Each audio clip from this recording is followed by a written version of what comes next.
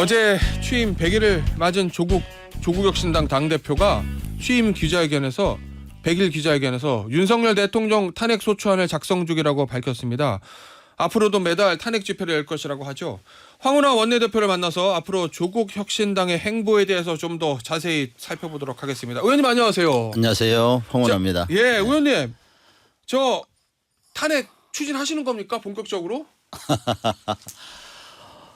정치인이 국민들보다 한 반발짝만 앞서가는 게 바람직하다. 이게 이제 김대중 전 대통령 말씀인데 국민들 민심을 생각해 볼 때 지금 본격적으로 탄핵을 추진할 때가 되었다. 이렇게 판단하고 있습니다. 예. 그런데 탄핵을 추진하기 위해서는 뭔가 이제 탄핵 사유, 그러니까 직무와 관련된 헌법 법률 위반, 대통령의 경우 이제 중대한 헌법 법률 위반이 있어야 되는데 어떤 부분을 가지고 지금 탄핵을 추진하시자는 건가요? 그 탄핵은 지금 말씀하신 것처럼 이제 법률적인 요건이 있고 또 그 전에 이제 국민들이 지금의 국정 운영을 정상적인 더 이상의 국정 운영이 불가능할 것 같다라는 어떤 심리적인 탄핵이 그 전 단계에 있는 것이고 심리적인 탄핵은 대체로 이른바 지지율로 좀 그 표출이 되죠.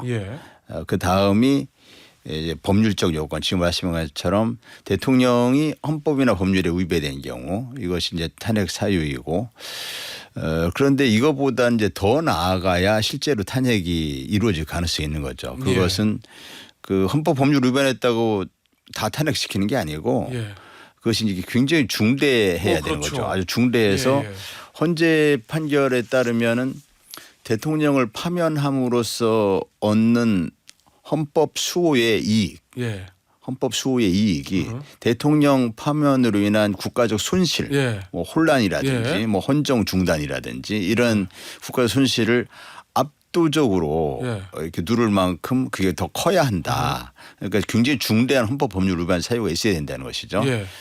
그래서 지금은 중대한 헌법 법률 위반 사유가 있다라고 보는 것이죠. 그런데 이거 실제로 탄핵에 성공하기 위해서는 탄핵이 이루어지기 위해서는 헌법 법률 위반 사유에다가 그다음에는 이른바 그 보수 대통령의 경우에 보수 언론 이탈이 있어야 됩니다. 박근혜 전 대통령 탄핵 때 말씀하시는군요. 그런 때처럼 이제 보수 언론 이탈이 있어야 되고 그다음에 여권의 이탈이 생겨야죠. 현실적으로 국회에서 있어야 되겠죠. 현실적으로 국회에서 의결이 이루어지려면 그러니까 표결이 되려면 의결에서 200명이 되지 않습니까? 200명을 확보할 수 있느냐 이것이 좀 그런 여건이 형성이 돼야 되죠. 알겠습니다. 우리 하나씩 보죠. 이 법적인 측면 탄핵 사유와 관련해서 어제 이제 당에서 조국혁신당에서 내건 탄핵 선언문 보니까 이런 겁니다. 윤석열 정권은 민주공화국과 국민주권주의라는 헌법적 가치를 훼손했다. 헌법이 명하는 국가의 역할을 방기해서 국민의 생명과 안전은 심각하게 위협받고 방치되었다. 민주주의 원리와 표현의 자유를 유린했다. 이런 부분들이거든요. 근데 이거 딱 보면 정치적으로는 비판할 수 있는 것 같긴 한데 뭔가 좀 추상적이어서 딱 잡히는 어떤 추상적인 것이고 법률 위반이 뭐가 있을까라는 이제 구체적으로는 이제 대통령의 지위와 권한을 남용한 그런 헌법법률 위반 사유가 나와야죠. 그러니까 예전 박근혜 전 대통령 때처럼 뭔가 뭐 K재단, 미르재단 뭐 이런 뭔가가 있어야 지금 되는데. 상황에서는 가장 큰 것이 최혜병 관련 수사 외압 같아요. 그것은 대통령의 지위와 권한을 남용해서 최혜병 수사에 대한 수사 외압을 행사했다라는 거겠죠. 이것은 굉장히 중요한 탄핵 사유가 될 수 있겠죠. 만약에 그것이 밝혀진다면 그렇죠. 그래서 그것은 이제 특검을 통해서 밝혀져야 될 일이지만 그거 하고 그 다음에는 대통령은 우리가 선출하는 권력인데 선출된 권력이 아닌 김건희 씨가 국정에 개입하는 것을 방치를 했다. 이것도 굉장히 중대한 탄핵 사유가 되겠죠. 또는 김건희 씨의 범죄를 나아가서 적극적으로 은폐 비호했다.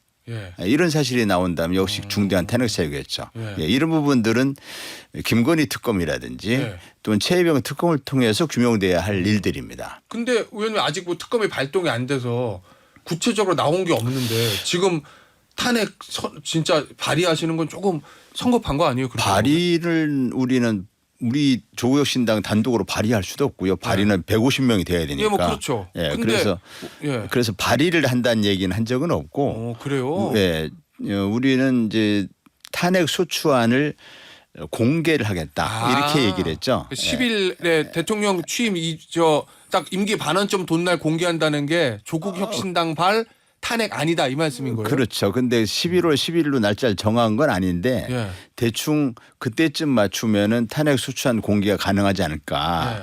그러니까 탄핵 소추안 공개가 갖는 의미는 아까 말씀드린 것처럼 이제 국민들은 심리적인 탄핵을 이미 한 상태라고 보는데 근데 탄핵 소추를 구체적으로 추진하려면 그 탄핵 소추안이 나와야 될 텐데 그런 손에 잡히는 탄핵 소추안을 누군가는 준비해 줘야 됩니다.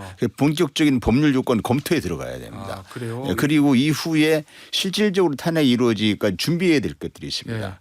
그래서 탄핵 소추안 손에 잡히는 탄핵 소추안을 공개를 하면 일단 현재 상황에서 발의가 아니고 발의는 이제 민주당하고 같이 해야 발의가 되는 것이고 또 그것이 발의를 하면 의결 목표로 가야 되는데 그렇죠. 의결을 하려면은 그 이탈표가 10표 정도 나와야 되거든요. 그런 것에 대한 그 표 계산을 해봐야 됩니다. 자, 의원님, 그러면 의원님이 원내대표시니까 이 원내 전략을 다 수립하시고 민주당과의 뭐 협상 뭐 이런 거 다 하시잖아요. 그럼 소추안이 작성이 됐어요.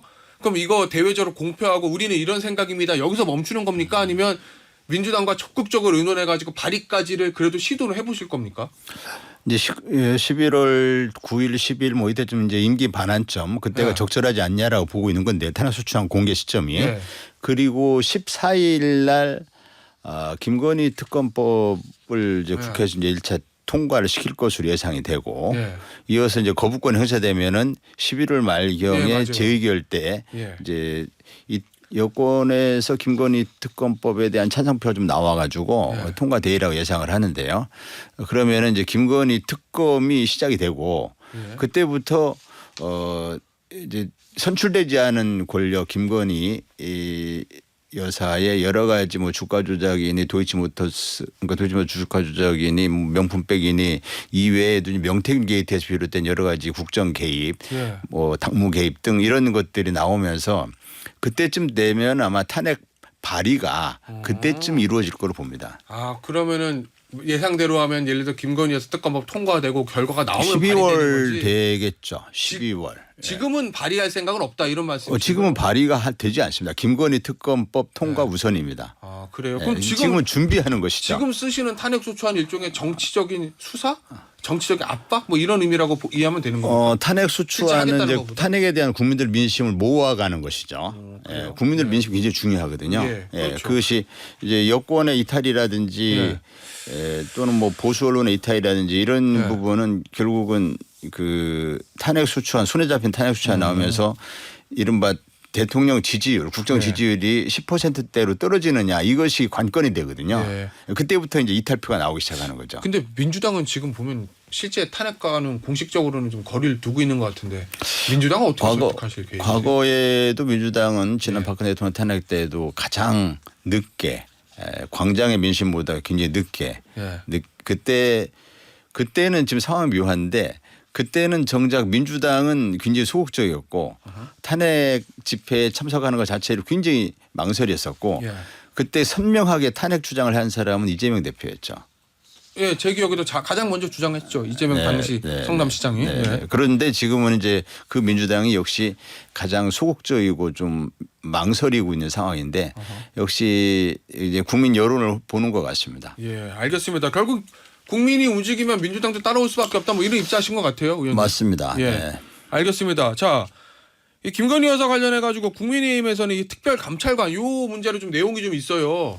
결국 한동훈 대표의 주장이 받아들여져서 국민의힘 내에서 특별감찰관 요게 이제 국회로 들어오면 조국 혁신당은 어떻게 하실 생각이십니까? 민주당은 어제 이현주 최고위원 같은 경우에 특검이 먼저 이제 특별감찰관 뭐 지금 할 거 아니야? 특별감찰관은 이후에 이제 대통령 친인척 관리를 해서 대통령 친인척의 부패 비리를 미리 예방하겠다는 그런 성격이지 않습니까? 특별감찰관이라는 게 이미 발생한 뭐 주가 조작 범죄라든지 뭐 또는 명품백이라든지 뭐 그 명태균 게이트나 이런 거에 대한 수사를 목적으로 하는 것은 아니니까 특별감찰관 가지고는 그 한동훈 대표가 윤석열 대통령과의 관계에서 자신의 주도권을 쥐려고 하는 그런 수단에 불과하지 예. 지금의 전국에서 김건희 특검법을 통해서 김건희 씨의 여러 가지 의혹들에 대한 수사를 해야 한다라고 하는 국민 여론과는 전혀 동떨어진 그런 해법이다 이렇게 보고 있습니다. 그러니까 부족하다는 말씀인데 그렇죠. 요거를 만약에 국회에 올라오면 안 해주실 거예요? 아니면 특검은 특검이고 그래 그거라도 하자 이렇게 좀 해주실 거예요? 그 특별감찰관 일단은 이제 국힘 내부에서 좀 그걸 좀 봐야 될 것 같습니다. 뭐 그렇죠. 예, 네. 그걸 보고 그때 가서 좀 판단해야 될 것 같은데요. 알겠습니다. 네. 국힘 내에서 단일한 의견으로 올라오는지 국회로 네, 일단 그런 걸 좀 보자는 봐야 될 것 말씀이에요. 같습니다. 네. 알겠습니다. 의원님, 이 조국 대표 취임 100일입니다. 자, 그런데 지금 조국 혁신당의 상황이 총선 때 막 이렇게 굉장히 인기가 많았잖아요. 비례대표 의석도 많이 얻었고 그때랑은 조금 많이 달라진 것 같거든요. 이번에 재보궐선거 사실은 조국 혁신당 입장에서는 좀 패배를 했고 당 지지율도 예전 같진 않고 조국 혁신당의 요 미래는 어떻게 보고 계세요? 네. 뭐 지지율은 사실 10% 안팎에서 계속 등락을 거듭했기 때문에 예. 네, 최근에 이 영광 곡성에서 우리가 이제 군수를 배출하는데 실패했기 예. 때문에 일시적으로 다소 뭐 떨어져 보이는 이런 현상이 있을 수 있는데 그것은 뭐 10% 전후에서 등락이 계속 반복될 것이라 보기 때문에 예. 지금 크게 떨어졌다고 생각하지 않았습니다. 곧 다시 올라갈 것으로 보고 예. 그 올라간다 하더라도 뭐 10%좀 넘는 수준이겠죠. 예. 10% 안팎에서 왔다 갔다 할 거기 때문에 큰 의미를 두지는 않을 건데 다만 이제 거대 양당 사이에서 조국 혁신당이 목소리를 내기가 참 어렵죠. 그리고 지금은 사실 이제 야권의 지지자들이 윤석열 대통령과 좀 강하게 맞서 싸울 수 있는 민주당, 덩치가 큰 민주당 제1야당에다가 힘을 실어주자는 예. 그런 분위기일 수밖에 없거든요. 그래서 이제 조혁신당의 공간이 좀 부족할 수밖에 없죠. 예. 그런데 조혁신당 입장에서는 이후에 이제 내년 보궐선거 후년에 지방선거 여기에서 후보를 내서 예. 전체적으로 보면은 다당제를 목표로 하는 예. 그러니까 우리나라의 뭐랄까요 천하 삼분지계랄까 이런 데서 한 축을 한 영역을 담당하고 싶은 것이 목표를 삼고 있기 때문에 네. 그래서 이번 재보궐선거에 참여한 이유도 바로 그 이유고 예. 그래서 이번에 30% 이상의 득표를 했다는 것은 물론 이제 영광은 30% 조금 미달했고 곡성은 30% 넘어섰는데 30%를 득표를 했다는 것은 호남에서 민주당이 아닌 정당이 30% 득표를 한다는 것은 엄청난 의미가 있는 겁니다. 예. 과거에 무소속이 당선됐던 적이 있었지만 무소속은 사실상 민주당 후보라고 볼 수 있는 민주당 후보가 다를 바 없는 무소속 후보였다면 이번에 조국혁신당은 민주당과 대립각을 세우면서 30% 이상 득표를 했거든요. 예. 호남에서 다른 선택지가 생긴 거죠. 이것이 굉장히 큰 의미가 있다라고 보고 이 호남 정치의 혁신 호남 정치의 발전뿐 아니라 향후 다당제에 있어서의 긍정적인 신호다 예. 이렇게 보고 있습니다. 근데 의원님 앞서 이제 그 천하삼분지계 그 제3당들이 많이 하는 얘기잖아요. 예전에 네. 안철수 당시 대표의 국민의당도 그 얘기를 했었고. 근데 대부분 이제 그렇게 제3당 지향하는 정당을 보면 이렇게 뭐 진보 진영, 보수 진영 이렇게 다 아우른 좀 중도 확장적인 정당들이 많은데 조국 혁신당은 아무래도 좀 민주당보다 더 강한 쇠빈선 말씀하시니까 민주당보다 예. 조금 더 왼쪽에 예. 있고 조금 더 강하고 선명한 투쟁 예. 그걸 내세우고 있는 것이죠. 그러면은 보수 진영의 지지를 얻기가 쉽지 않을 건데 그러면 그 되시겠어요? 중도를 지향하는 제3당 천하삼분지계가.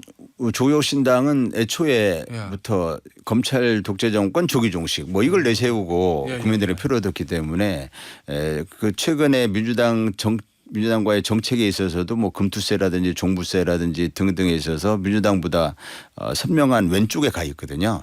그렇기 때문에 중도 뭐 이런 쪽은 아니고 다만 조국혁신당의 지지자들 중에는 품격 있는 정치 또 조국 대표의 어떤 뭐 품격 있는 리더십 뭐 이런 거에 대한 지지를 보내는 분도 물론 있습니다. 예컨대 이제 강남에서의 지지율이 민주당보다 높다든지 뭐 이런 것이 이제 그것을 좀 나타내고 있는 것인데 그런 부분도 있지만 그러나 정책에 있어서는 분명히 조금 더 왼쪽에 좀 더 진보적인 좀 더 개혁적인 그런 지향하는 건 틀림없는데 이것은 이제 후년에 내후년에 지방선거 때 우리가 이제 기초의원부터 3분의 1 확보하는 것은 그다지 어렵지 않다라고 봅니다. 알겠습니다. 그때부터 시작하면은 예. 천하삼분지계가 가능하다. 예. 네.